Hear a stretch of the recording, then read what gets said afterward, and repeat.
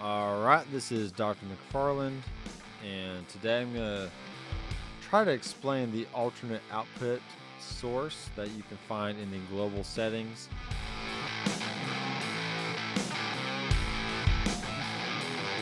So if you tap the three dots on the top right hand corner and go to global settings, you see under alternate output we have the source right here, and we also have XLR out for rig, amp line out, and phones out.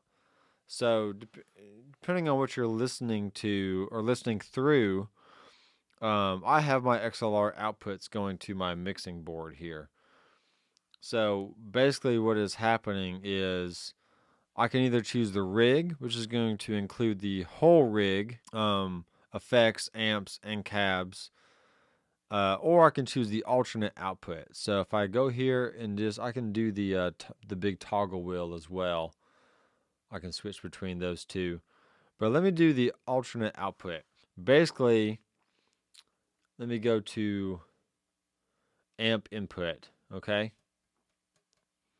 So what amp input is going to do is it's going to include everything in the chain before the amp input, right? So this is what that sounds like. You notice it sounds very small, very thin, because the amp and the cab is not actually in the chain at all right now. It's only these effects blocks. So if I turn off my overdrive, okay, it's very, very quiet. You can't hardly really hear anything because there's really no preamp function going on right now, because usually the amplifier provides the preamp. So let's go back to global settings, and now I'm going to choose my source as the amp output. So what is happening now is everything in the chain before the amp is included, and also the amp itself is included, because the amp output is now being my output source. So here's the amplifier with the other effects in the chain. Okay, it still sounds really bad because I don't have the speaker cab included in the chain right now. And with no speaker cab, you're just basically getting preamp gain and really nothing else tonally to help it sound like sound like an amp. So, but we're getting there. So let's go back to global settings. I'm going to change my amp output to cab input. And this is the reason why I have the cab at the end of the chain.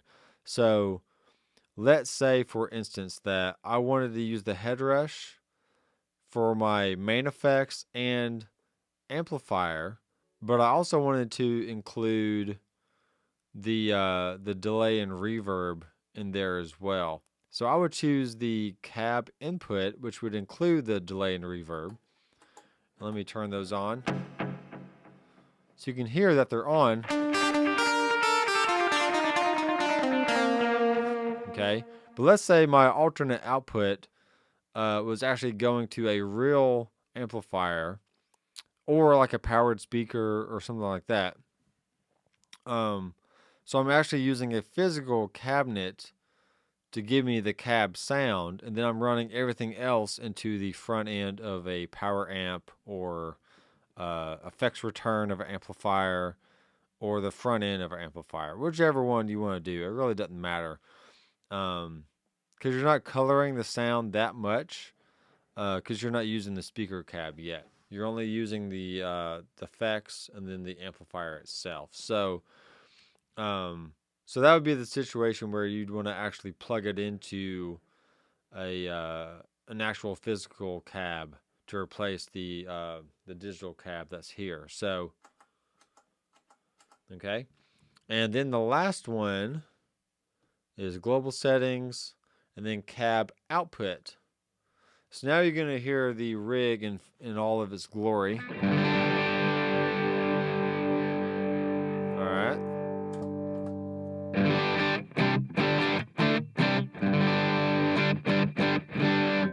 So now it's including everything in the signal chain, not just the first few effects, or not just the amp or or the delay and reverb, but everything in the chain is now included because we've chosen the cab output as our output source.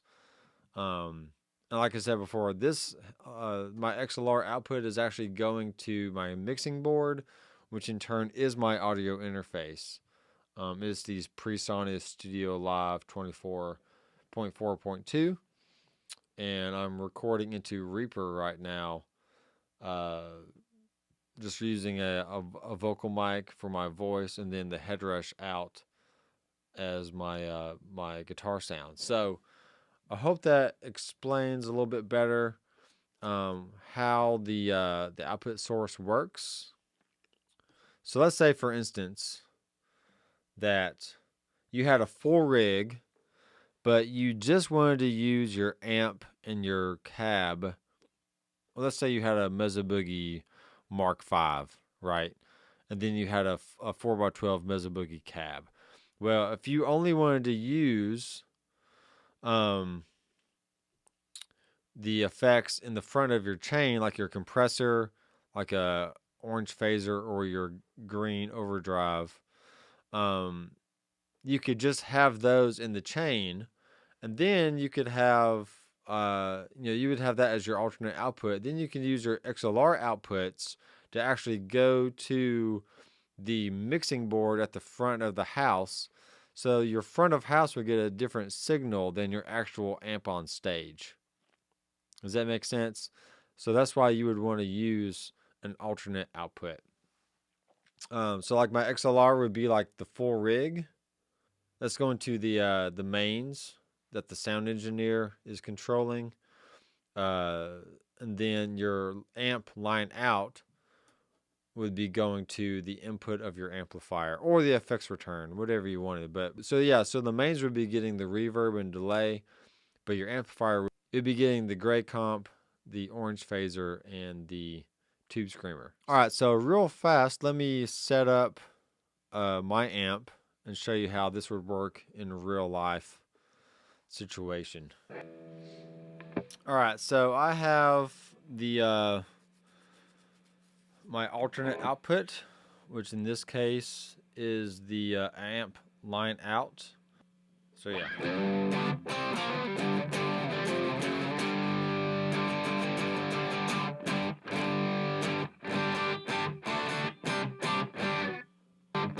All right, so, and I'm not getting much volume because I'm still only getting, I'm really only using these effects. And you kind of have to crank the amp just a little bit more.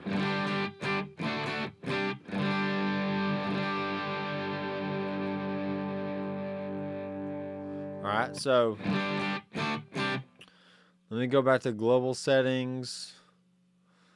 And here is the... So now the amp output is my source.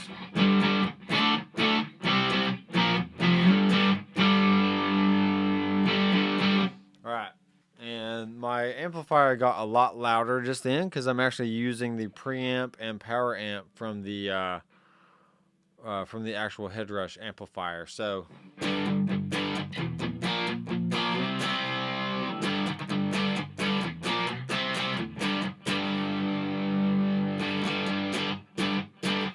alright, so now I'm going to turn the delay and reverb on, and you're going to hear it from the Headrush, but you're not going to hear it in the in my microphone itself. Okay? So this is what that sounds like.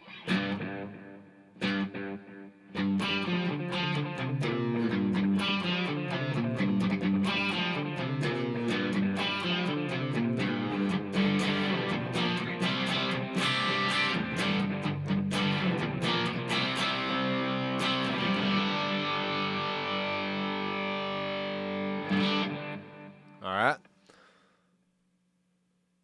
Global settings. Let's go cab input. So now you actually hear the delay and reverb through the amplifier.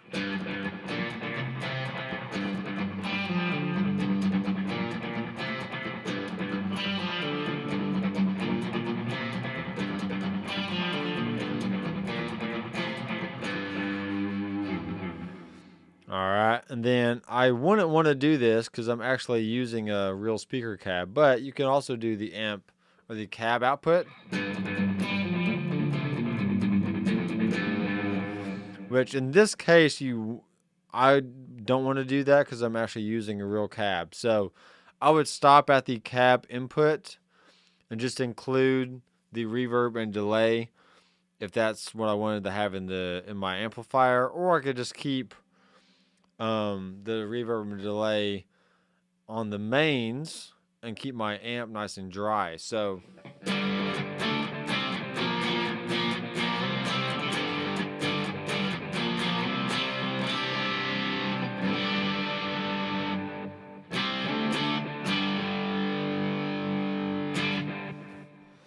all right, now I have seen guys that use an amplifier and some kind of PA speaker as their monitors on stage, and one amp only has the dry effects, and then the other speaker has the wet effects. So in turn, you're basically getting a wet dry rig, or if you had a stereo speaker situation where you had your amp be the dry and then the other two speakers be your wet, you could have cool, stereo delays and stuff going on stage, and then your dry signals coming up through the middle. So that's very, very neat.